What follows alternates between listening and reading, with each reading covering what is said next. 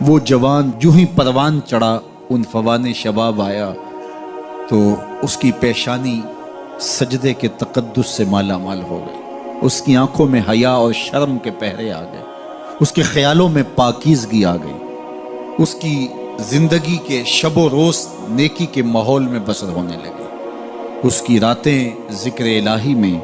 تلاوت کلام مجید میں اور دن یاد الہی میں روزے سے گزرنے لگے۔ وہ جوان جس کی جوانی اللہ کی عبادت میں گزری، کیونکہ جوانی اگر عبادت میں گزر گئی تو بڑھاپا تو پر نور ہے ہی ہے۔ سب سے مشکل مرحلہ زندگی کا جوانی کا ہے۔ شیطان زیادہ ورغلاتا ہے کسی شخص کو جب وہ جوانی کے مرحلوں سے گزر رہا ہوتا ہے۔ تو جس کی جوانی خیریت کے ساتھ گزر گئی اور اس نے اپنی جوانی کے تقدس کو محفوظ رکھ کے منزل تک پہنچا لیا، اپنی عصمت کے جوہر کی حفاظت کی، اپنی آبرو کو لٹنے نہیں دیا، اپنی آنکھوں کی شرم و حیا پر پہرے بٹھائے اور آنکھ کو برباد نہیں ہونے دیا اور اپنی زندگی کے تقدس کا پہرا دیا،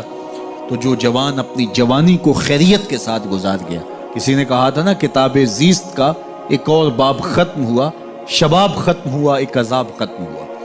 تو جوانی جس کی منزل تک پہنچ گئی خیریت کے ساتھ، عافیت کے سائے میں، مشکل تو بڑا ہے جوانی کو منزل تک لے جانا، خیریت کے ساتھ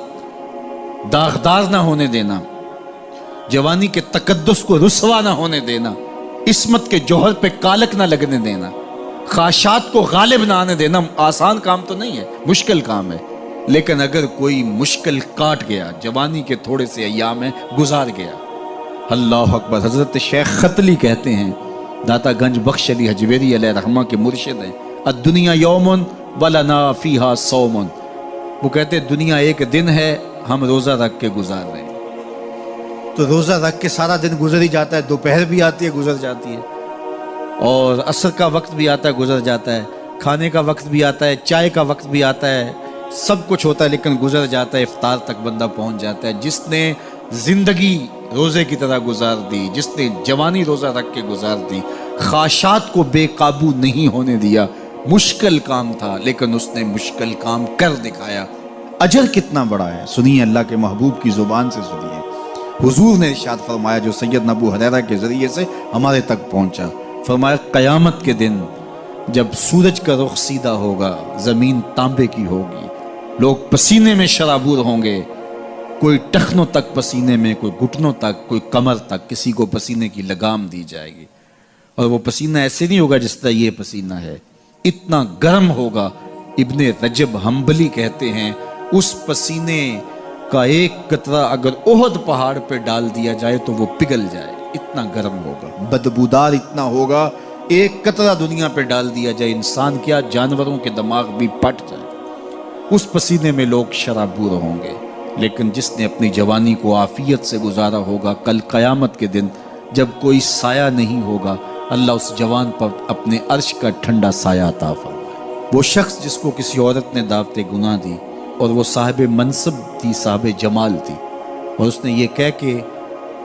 یہ خواہش، یہ آرزو مسترد کر دی، انی خاف اللہ۔ اسی طرح کوئی عورت ہے تو اس نے اپنے تقدس کی حفاظت کی، اپنی آبرو پہ پہرا دیا اور کسی پیشکش کو ٹھکرا دیا، تو فرمایا قیامت کے دن جب کوئی سایہ نہیں ہوگا، اللہ اسے بھی اپنے عرش کا ٹھنڈا سایہ دے گا۔ کیسا سخت دن ہوگا، اور وہ کس اعزاز میں ہوگا، کس تکریم میں ہوگا۔ یہ تو 4 دن 10-20 سال ہیں، اور وہ 50,000 سال کا ایک دن۔ پھر اس کو اللہ کا شکر ادا کرنا ہوگا کہ اللہ تو نے کتنا کرم کیا میرے اوپر کہ میری جوانی خیریت اور عافیت سے گزری، اور آج اس کا تو کتنا بہتر صلہ مجھ کو دے دیا۔